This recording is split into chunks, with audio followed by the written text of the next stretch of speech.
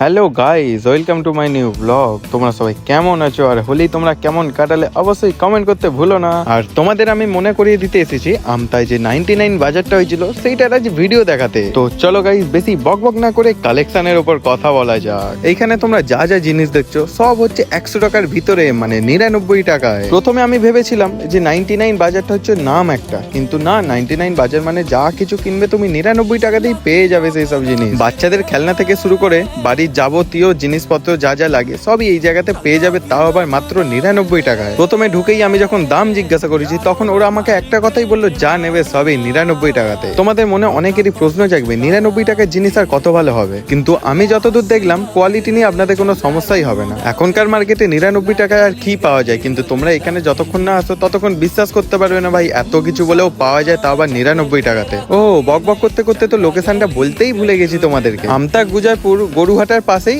এই স্টার 99 বাজারটা। ঠিক তোমাদের প্রপার লোকেশন যদি বলতে হয় তাহলে সিটি বাজার মেট্রোর পাশেই একদম। তো চলো, তোমরা কবে আসছো অবশ্যই একটি কমেন্ট করে দিও। আর আজকের মতো টাটা। আর কে কোথা থেকে আমার ভিডিও দেখছো অবশ্যই একটি কমেন্ট করতে ভুলো না কিন্তু।